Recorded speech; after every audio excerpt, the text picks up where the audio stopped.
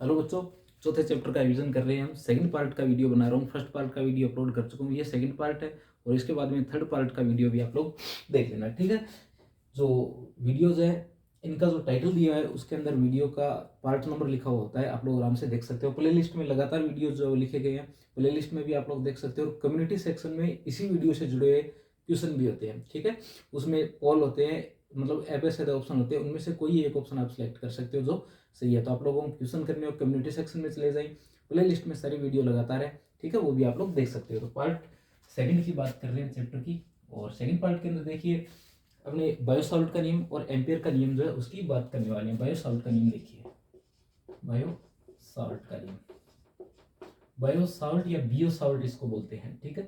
तो बायोसॉल्ट का नियम और उसके बाद में हम लोग बात करने वाले एम्पियर के नियम की। बायोसॉल्ट का नियम देख लीजिए। बायोसॉल्ट का नियम अपने को क्या बताता है कि अगर आपके पास में कोई एक तार है जिसमें से कितनी धारा प्रवाहित हो रही है, आई धारा प्रवाहित हो रही है, तो इस तार के उपस्थित अल्पाश डीएल से आर थीटा पोजीशन पर स्थित बिंदु पी पर चुंबकीय क्षेत्र के परिमाण के बारे में ये बताता है, ठीक है। अगर पॉइंट पी कर दिशा की तो बात करें, दिशा तो कहाँ आएगी, कागज के तल के लंबवत अंदर की ओर आएगी, यानी यहाँ क्या आएगा, क्रॉस आएगा। क्या आएगा, यहाँ क्रॉस आएगा। अगर ये पॉइंट इस साइड होता, जैसे पॉइंट पी अगर इस साइड होता तो देखिए अंगूठे को डायरेक्ट दिशा में, ये बाहर की ओर है तो यहाँ क्या आता, डॉट आता। यानी अगर पॉइंट इस साइड है तो क्रॉस आएगा, इस साइड है तो क्या आएगा, डॉट आएगा। तो बायोसॉल्ट ने बताया कि चुंबकीय क्षेत्र डीबी का मान, किसका मान, चुंबकीय क्षेत्र डीबी का मान जो है वो इसमें प्रवाहित धारा आई के समानुपाती होता है। इसके अलावा अल्पांश की लंबाई के समानुपाती होता है और कोण थीटा जो है उसके साइन थीटा के समानुपाती होता है। थीटा जो है ध्यान रखना किसके बीच का कोण होता है, अल्पांश और जो आपके पास में आ रहा है इसके मध्य का कोण होता है, ठीक है, आइडियल साइन थीटा। और जो दूरी होती है इसके वर्ग के व्युत्क्रमानुपाती होता है, 1/r² के व्युत्क्रमानुपाती होता है। यानी कुल मिलाकर के डीबी जो है वो किसकी इक्वल होता है, इक्वली लिख रहा हूँ बच्चों नियतांक के साथ, μ0/4 ideal sine theta upon r², ठीक है। ये आपके पास में क्या है, बायोसॉल्ट का नियम है। μ0/4 ideal sine theta upon r²। μ0 का आप जानते ही हो, μ0 4 पाई गुणा 10⁻⁷, ठीक है। ये क्या है, निर्वात की चुंबकशीलता है। तो ये मान वगैरह तो आपको पता होनी चाहिए भी, बायोसॉल्ट का नियम भी यहाँ तक आपको पता होनी चाहिए, क्योंकि इसके बाद अपने अनुप्रयोग का रिविजन करेंगे। तो dv equal μ0/4 ideal sine theta upon r²। नियतांक का ध्यान रखना बच्चे, नियतांक नहीं लिखते सीधा लिख देते हैं। तो μ0/4 आप लोगों को लिखना है। मान कितना होता है, 4 पाई गुणा 10⁻⁷ होता है। ये बायोसॉल्ट का नियम है। अगर कंप्लीट पूछे तो आपको क्या कर देना है, इसका समाकलन कर देना है। क्या कर देना है, इसका समाकलन कर देना है। अगर आपको क्रॉस प्रोडक्ट वगैरह के रूप में पूछे, जैसे वेक्टर रूप में पूछे, तो यहाँ वेक्टर लगा देना है और μ0/4 लिख देना है, ठीक है। ऊपर नीचे r से मल्टीप्लाई करेंगे तो ये क्या बन जाएगा, dl vector cross r vector बटा क्या आ जाएगा, आर क्यूब आ जाएगा। तो इस प्रकार भी आप लोग क्या कर सकते हो, इसे लिख सकते हो। इसके अलावा आप लोग क्या लिख सकते हो, देखिए सदिश बटा सदिश का परिमाण, यानी आप लोग लिख सकते हो dl vector cross r cap और क्या, सदिश का परिमाण। ये वाली टर्म भी इसकी जगह आ सकती है, ठीक है। तो आपको अभी क्या लिखना है, ये लिखना है dv equal μ0/4 ideal sine theta upon r², यानी डीएल और आर के बीच का कोण कौन होता है, थीटा होता है। तो ये बायोसॉल्ट का नियम है। इसके बाद में देखिए इसके अनुप्रयोग, बड़े बड़े दो अनुप्रयोग है इसके, उनकी बात कर लेते हैं। देखिए सबसे पहले बात कर लेते हैं, कोई एक वर्ताकार कुंडली है, उस वर्ताकार कुंडली के केंद्र पर अगर चुंबकीय क्षेत्र का मान पूछे तो क्या करना है, इस प्रकार से एक वर्ताकार कुंडली है, ठीक है, जिसमें आई मान की धारा क्या हो रही है, प्रवाहित हो रही है। आई मान की कुंडली में धारा प्रवाहित हो रही है। इसकी त्रिज्या मान लेते हैं, कुछ भी मान लीजिए, मैंने आर मान लिया, आप ए भी मान सकते हो, या एक अल्पांश ले लिया डीएल। इस तरीके से कौन है, चुंबकीय क्षेत्र है, इनके बीच में कौन कितना डिग्री बन रहा है, 90 डिग्री बन रहा है। बायोसॉल्ट का नियम लगाइए, dv equal μ0/4 ideal sine theta upon r²। Biot Savart का नियम लगा दिया। थीटा का मान आपको पता है 90 डिग्री, साइन 90 कितना होता है, 1 होता है, तो इसे छोड़ दीजिए, समाकलन कर दीजिए। μ0/4 आई r² को बाहर रखिए। त्रिज्या देखिए यहाँ पर स्मॉल आर ले लेते हैं, मैंने स्मॉल आर लिख दिए, तो यहाँ क्या आएगा, स्मॉल r² आएगा। डीएल की जगह लंबाई यानी परिधि की बात करेंगे 2 पाई आर आएगी। आर से आर क्या हो जाएगा, यहाँ से कैंसिल हो जाएगा, पाई से पाई कैंसिल हो जाएगा, बी इक्वल क्या आ जाएगा, μ0, ये कैंसिल हो जाएगा, कितना बचेगा, 2 बचेगा, ठीक है। ये आ जाएगा μ0I/2r, μ0I/2r। अगर फेरों की संख्या n हो तो कितना आ जाता है, b इक्वल μ0NI/2r, ठीक है। तो ये क्या होता है आपके पास में कुंडली के केंद्र पर चुंबकीय क्षेत्र की मान के लिए होता है, ठीक है। अगर एक्स पर पूछे तो आपको क्या करना पड़ेगा, अलग से डेरिवेशन करना पड़ेगा। अगर देखिए आधी कुंडली दे दी जाए तो यहाँ पर जो अपने ये लिख रहे हैं ना 2πr, इसकी जगह सिर्फ क्या लिख देंगे, πr लिख देंगे।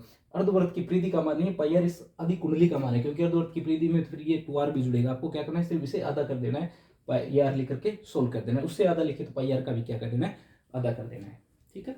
आगे देखिए,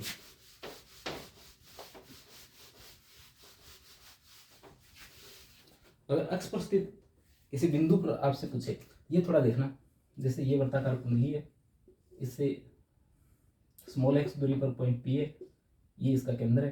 कुंडली की त्रिज्या मान लीजिए कितनी है, स्मॉल a है। कितनी धारा प्रवाहित हो रही है इसमें, स्मॉल I मान के धारा प्रवाहित हो रही है, ठीक है, कैपिटल I है। यहाँ एक अल्पांश लेंगे, इस तरीके से dl लंबाई का क्या लिया, एक अल्पांश लिया, और इससे स्मॉल r दूरी पर पॉइंट P है, जिस पर आपको क्या करना है, चुंबकीय क्षेत्र का मान ज्ञात करना है। तो देखिए सबसे पहले क्या करते हैं, सबसे पहले आपको एक तो ये कोण मानना पड़ेगा। अगर इसे अल्फा या थीटा कुछ भी मान लो, मैं इसे थीटा मान लेता हूँ, ठीक है। नोट्स में मैंने आपको थीटा लिखवाया है ये, और इस वाली को क्या लिखवाया है, अल्फा लिखवाया है, इसलिए इसे थीटा और इसे अल्फा कर रहा हूँ, वरना आप इसे अल्फा और इसे थीटा भी ले सकते हो।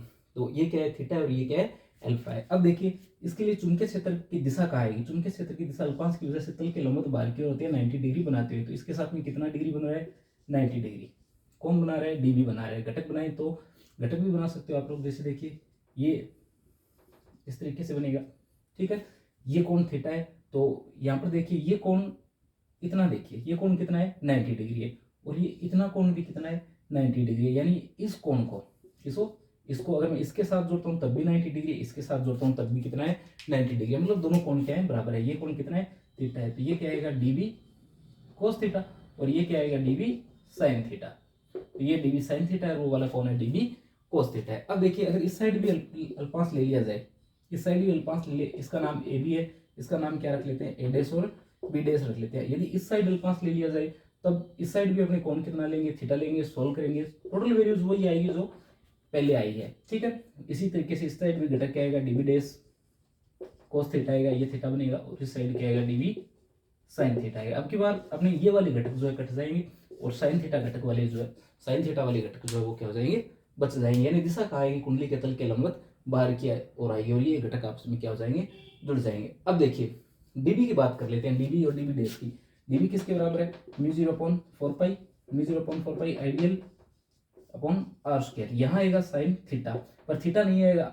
ये किसके बीच का कौन होता है, डीएल और आर का, ये डीएल है और ये आर है, इनके बीच का कौन कितना है, अल्फा है। कितना कौन है, अल्फा कौन है, अल्फा की वैल्यू कितनी है इसके लिए, 90 डिग्री है। तो 90 डिग्री होने की वजह से ये सिर्फ कितना बचा, μ0/4π आइडियल अपॉन आर स्क्वायर। इसी तरीके से डीबी डैश का भी मान ज्ञात कर सकते हो। डीबी डैश का मान भी सेम आएगा, क्यों, क्योंकि ये बिल्कुल समान लंबाई का समान स्थिति पर अल्पांश, इसलिए डीबी और डीबी डैश क्या है, बराबर है। अगर बराबर है तो ये घटक क्या हो जाएंगे, आपस में कट जाएंगे, ठीक है।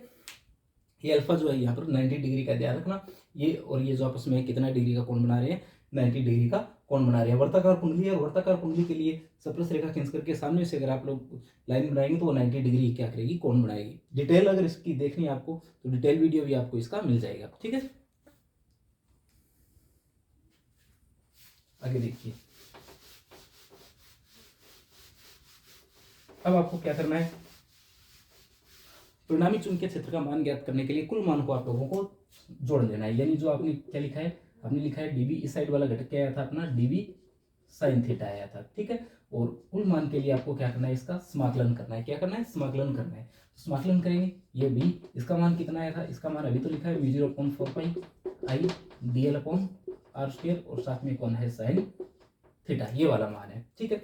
अपने जो त्रिभुज बन रहा था इस तरीके से, ये वाला जो त्रिभुज बन रहा था, इसकी ये भुजा आर थी, ये कोण थीटा था, ये एक्स था, और ये कितना था, स्मॉल ए था, ये 90 डिग्री था, ठीक है। ये इस त्रिभुज का कर्ण था, ये आधार था, और ये क्या था, लंब था। हमने एक तो इसका मान देखना है, क्योंकि समाकलन तो इसी का होगा, बाकी किसी का समाकलन होगा ही नहीं। समाकलन से बाहर रखना है आपको, मैं यहाँ डायरेक्ट लिख रहा हूँ, तो समाकलन सिर्फ इसका होना, और इसका कितना होगा, एल, यानी इसकी लंबाई, और लंबाई कितनी, 2π ध्यान रखना, त्रिज्या ए लिया तो कितना होगा, 2π होगा। साइन थीटा की बात कर लेते हैं, लंब बटे कर्ण की बात कर लेते हैं। यहाँ पर लंब कौन है, तो आप लोग देख सकते हैं ये आधार है, ये क्या है, लंब, कर्ण कितना है, कर्ण आर है, यानी ये क्या बन करके आएगा, टोटल मान ये आएगा बी इक्वल μ0 यहाँ कितना आया, 2π ये यानी ए की स्क्वायर अपॉन 4πr³, ये वाला मान आया। अगर काटे ये पाई कट जाएगा, और ये क्या बचेगा, 2 बचेगा, यानी बी इक्वल क्या आया, ये आया B equal μ0 I A square upon R cube.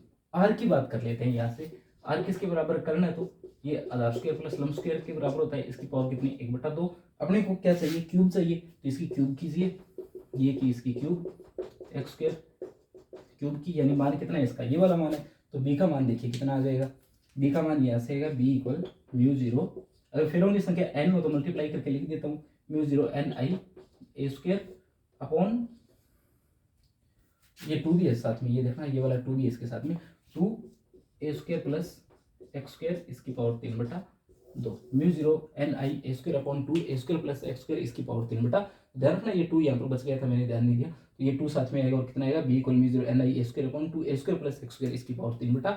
तो ये किसका मान है आपके पास में, चुंबकीय क्षेत्र का मान है। अगर सदिश के रूप में लिखो तो ये बी वेक्टर आएगा, यहाँ क्या आ जाएगा इसका एन कैप या आर कैप आ जाएगी। दिशा कहाँ आएगी, अपने ज्ञात कर ही चुके हैं, इसके तल के लंबवत बाहर की ओर आएगी। तो ये किसका मान है, चुंबकीय क्षेत्र के, ये बी का मान है। ठीक है, ग्राफ वगैरह भी आप लोग बना सकते हो, समानुपाती व्युत्क्रमानुपाती के जो भी ग्राफ आते हैं वो ग्राफ इसमें बना लेना। तो ये था आपका टॉपिक बायो सावर्ट का नियम। अगर केंद्र पर यहाँ से आप लोग ज्ञात करना चाहो तो एक्स की जगह आप लोगों को क्या रखना है, केंद्र के लिए 0 रख लेना है।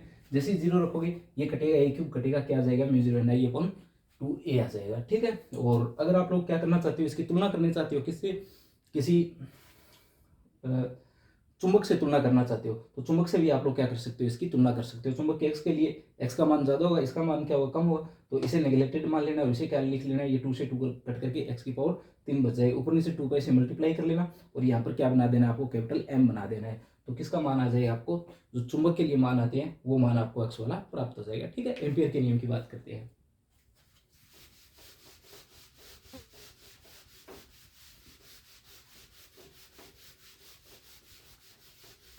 ये दूसरा पार्ट है चैप्टर 4 का, तीसरा पार्ट भी है इसका, देख लेना उसे। ठीक है, देखो एम्पियर का नियम, एम्पियर का नियम बताता क्या है, आपके पास में कोई एक बंद पथ है, उसके लिए अगर आप क्या करते हो, उसका रेखीय समाकलन करते हो, क्या करते हो आप लोग, रेखीय समाकलन करते हो, यानी B vector dot DL vector करते हो, तो वो किसके बराबर आएगा, वो आएगा म्यू जीरो समेसन आई के, यानी उस बंद पथ में परिबद्ध कुल धाराओं के बीजगणितीय योग को म्यू जीरो से मल्टीप्लाई करें तो आपको किसका मान मिलता है, चुंबकीय क्षेत्र के परिसंचरण का या चुंबकीय क्षेत्र के रेखीय समाकलन का मान मिलता है, B vector dot DL vector equal mu zero summation I. ठीक है, एक टर्म यहाँ से और भी आप लोग देख लेना साथ के साथ, बी इक्वल क्या होता है, म्यू जीरो एच होता है, क्या होता है, म्यू जीरो एच होता है। अगर यहाँ पर रख दूं तो म्यू जीरो से म्यू जीरो कट जाएगा, ये क्या बनेगा, H vector dot DL vector equal summation I, ये मान बच जाता है। इसे क्या कहते हैं, इसे कहा जाता है चुंबकत्व वाहक बल। चुंबकत्व वाहक बल इसका मात्रक क्या होता है, एम्पियर होता है, और विद्युत वाहक बल का मात्रक क्या होता है, वोल्ट होता है। तीसरे चैप्टर का रिवीजन करूँगा तब बताऊंगा उसके बारे में।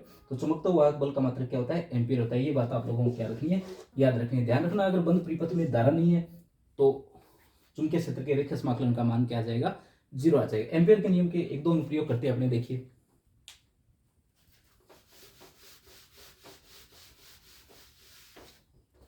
देखिए अगर अनंत लंबाई के तार के कारण चुंबकीय क्षेत्र का मान ज्ञात करना हो, इसके कारण अनंत लंबाई के तार के कारण, जैसे ये एक तार है, अनंत मान का तार है, कितनी धारा प्रवाहित हो रही है, इसमें आई धारा प्रवाहित हो रही है, इसके लिए अगर मान ज्ञात करना है तो सबसे पहले एम्पियर के पाथ की क्या करना है, यहाँ पर आपको कल्पना करनी है, स्मॉल आर दूरी पर यहाँ पर वही अल्पांश डीएल लेना है, चुंबकीय क्षेत्र लेना है। चुंबकीय क्षेत्र की दिशा के लिए मैं आपको नियम बता चुका हूँ। ठीक है, दाहिने हाथ का नियम आप लोग काम में ले सकते हो, और क्या कर देना है, आपको लिख देना है B vector dot DL vector equal mu zero summation I. यहाँ थीटा कितना है, थीटा 0 डिग्री है, थीटा कितना डिग्री है, 0 डिग्री है, क्योंकि 90 डिग्री होता तो टॉपिक नहीं बनता ये, तो थीटा इक्वल कितना है, 0 डिग्री है। ये क्या है, बी डी एल और B vector dot DL vector.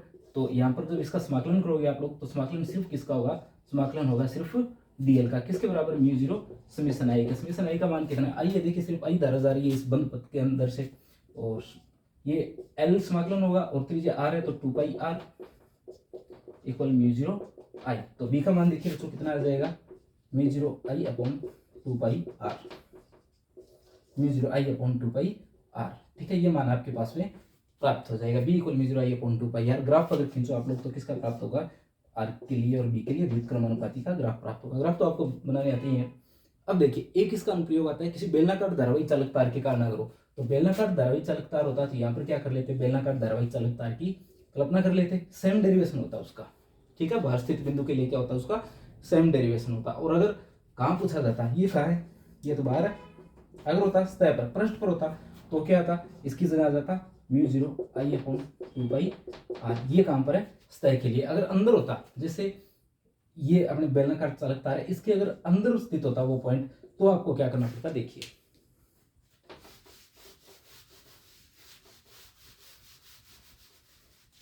इनकी जरूरत पड़ेगी, ग्राफ बताऊंगा आपको, इंपॉर्टेंट ग्राफ है।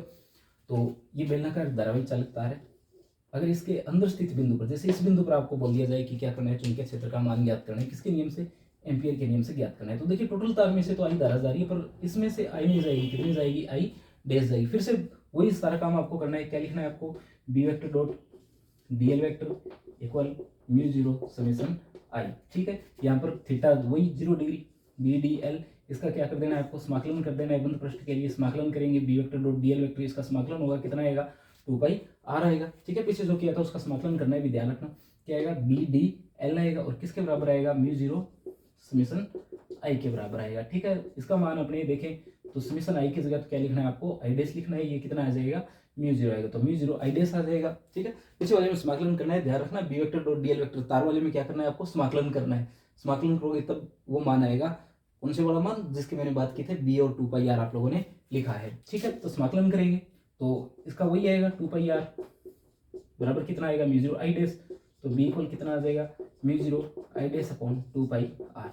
ठीक है, बस आई डैश का मान आपको पता होना चाहिए। आई डैश का मान कैसे ज्ञात करोगे, देखो जब इसके ये बात करते हैं तो इसकी त्रिज्या कितनी है, स्मॉल आर है, और एम्पियर के पथ की त्रिज्या कितनी है, स्मॉल आर है। तो आपको ये लिखना है कि जब अनुप्रस्थ काट का क्षेत्रफल कितना था, पाई स्क्वायर था, कितनी धारा जा रही है, आई, जब एकांक हो तो आई अपॉन पाई स्क्वायर, और है कितनी, अभी कितनी है, अभी है पाई स्क्वायर। देखिए पाई स्क्वायर ही तो है इसके अनुप्रस्थ काट का क्षेत्रफल, तो क्या आएगा, पाई स्क्वायर आएगा, पाई सिर्फ कट रहा है, और आई डैश का मान कितना आ रहा है, I r square upon r square, ये वाला मान आपको प्राप्त हो रहा है। ये यहाँ पर रख देना है, जैसे ही यहाँ पर रखोगे तो देखिए कोई कट रहा है तो उसे काट दीजिए, अगर नहीं कट रहा तो उसे छोड़ दीजिए।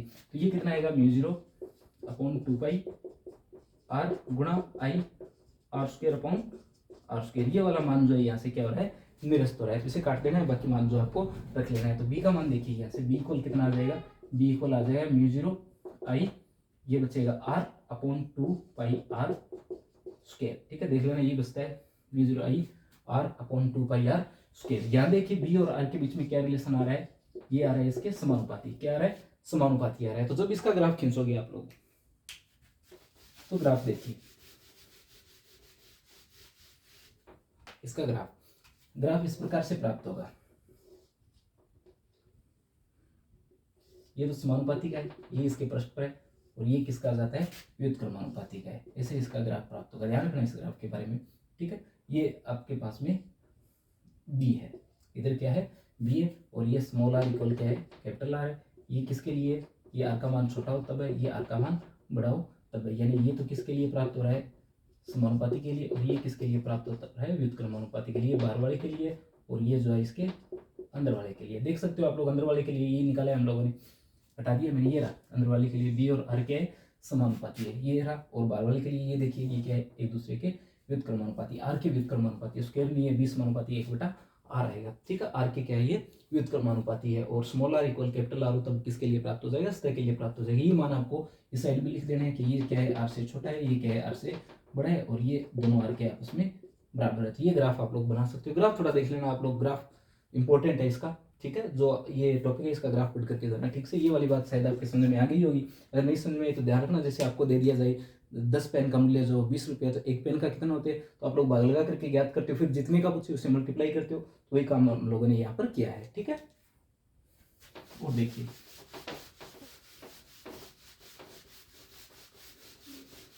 एक टॉपिक इसका बचता है,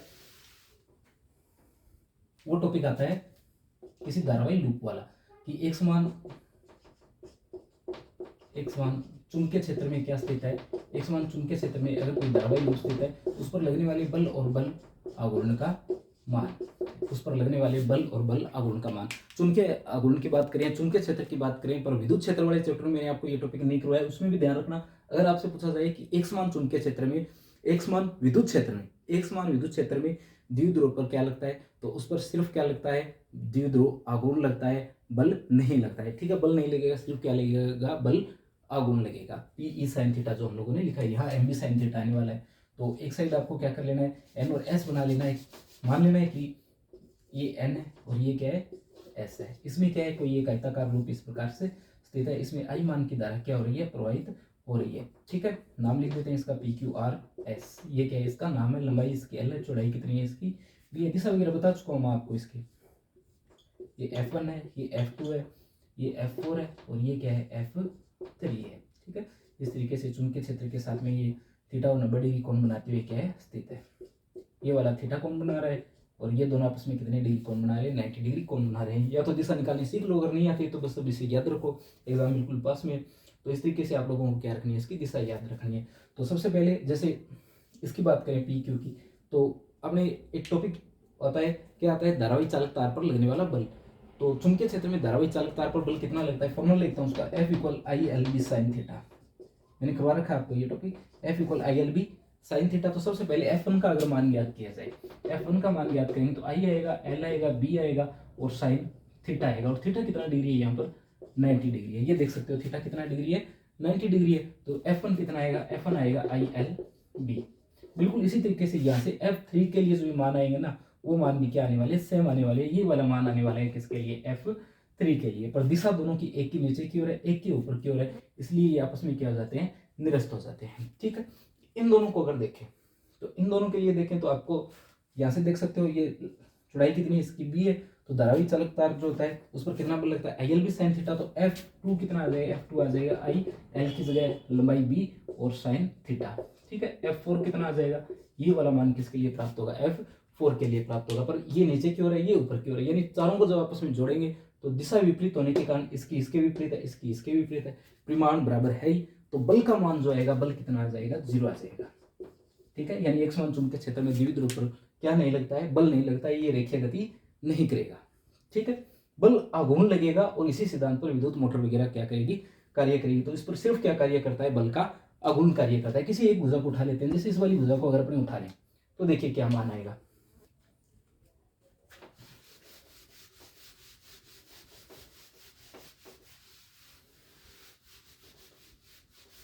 वन और 3 वाले मान की आपको जरूरत पड़ेगी। ये जैसे आपके पास में क्या है, चुंबकीय क्षेत्र है, यहाँ पर वो द्विध्रुव स्थित है, ये F3 है, ये मान लिया क्या है, F1 है। ठीक है, चुंबकीय क्षेत्र के साथ में कितना कोण बना रहा है, ये थीटा कोण बना रहा है। कितना कोण बनाते हुए स्थित है, चुंबकीय क्षेत्र के साथ में थीटा कोण बनाते हुए स्थित है। इनका मान हम लोगों ने लिखा है, कितना लिखा है, आई एल बी लिखा है, और इसका भी कितना लिखा है, आई एल बी लिखा है। इसे मिला दीजिए आपस में, ये कोण कितना डिग्री बनेगा, थीटा बनेगा, ये कितना डिग्री बनेगा, 90 डिग्री बनेगा। ये वाला कितना आएगा, ये आएगा बी कोस थीटा, ये आएगा बी साइन थीटा। बल आघूर्ण क्या होता है, टो इक्वल बल गुणा बलों की क्रिया रेखाओं के मध्य लंबवत दूरी। तो बल कितना है, दोनों में से किसी एक बल का परिमाण ले, तो परिमाण तो वही है, आई एल बी। ठीक है, क्रिया रेखाओं के मध्य लंबवत दूरी, जैसे इसकी क्रिया रेखा ये है और इसकी क्रिया रेखा ये है, इनके मध्य लंबवत दूरी कितनी है, बी कोस थीटा। तो कितना आएगा, बी कोस थीटा आएगा। ठीक है, लंबाई गुणा चौड़ाई आयत का क्षेत्रफल होता है। तो टो इक्वल, अगर फेरों की संख्या n हो तो मल्टीप्लाई कर देता हूँ, एन आई ये ए बी और कोस थीटा। ठीक है, एन आई ए चुंबकीय आघूर्ण का सूत्र होता है एम बी कोस थीटा। अब देखिए अपने डॉट प्रोडक्ट बन रहा है, यहाँ पर अगर बनाए तो एम और बी के बीच में क्या बन रहा है, डॉट प्रोडक्ट। पर ये किस प्रकार की राशि है, सदिश राशि है, यानी थीटा जो है वो किसके बीच का कोण नहीं है, थीटा जो है वो इन दोनों के बीच का कोण नहीं है। इसकी जगह मतलब ए और बी के बीच का कोण नहीं है थीटा। देख भी सकते हो आप लोग, किसी भी क्षेत्रफल की दिशा होती है वो तल के लंबवत कहाँ होती है, बाहर की होती है। कहाँ होती है, तल के लंबवत बाहर की ओर होती है। और चुंबकीय क्षेत्र किस ओर है, इस ओर है। इसके बीच में थीटा कोण नहीं है, थीटा तो किसके बीच का है, बी और बी के बीच का कोण थीटा। यानी थीटा को आपको क्या करना पड़ेगा, बदलना पड़ेगा। मान लेते हैं ये वाला कोण कितना है, अल्फा है। कितना है, अल्फा है। तो थीटा प्लस अल्फा कितना है, थीटा प्लस अल्फा जो है वो 90 डिग्री है। यानी थीटा कितना है, 90 माइनस अल्फा है। मान रख दीजिए tau equal M B cos 90 minus alpha, cos 90 minus alpha sine alpha. तो टो इक्वल साइन अल्फा। तो टो वेक्टर इक्वल कितना आएगा, M vector cross B vector आएगा। ठीक है, ये किसका सूत्र होता है, बल आघूर्ण का सूत्र होता है चुंबकीय क्षेत्र के लिए। अगर आपसे पूछा जाए किसके लिए, अगर आपसे पूछा जाए विद्युत क्षेत्र के लिए, तो क्या आ जाएगा, tau vector equal P vector cross E vector आ जाएगा। Tau equal P E sine theta होता है विद्युत क्षेत्र के लिए, tau equal M B sine theta होता है चुंबकीय क्षेत्र के लिए। तो ये आपके पास में था बल और बल आघूर्ण का मान। ठीक है, तो ये सारे मान आप लोगों को क्या रख लेने हैं, इसमें याद रख लेने हैं। और इसमें टॉपिक जो बचे हैं वो अपने नेक्स्ट वीडियो में आएंगे। तो ये वीडियो सेकंड है, इसके बाद में वीडियो थर्ड भी आप लोग देख लेना, ठीक है। इसके बाद में थर्ड वीडियो आएगा, उसके बाद में अपने 500 चैप्टर पढ़ लेंगे। धन्यवाद।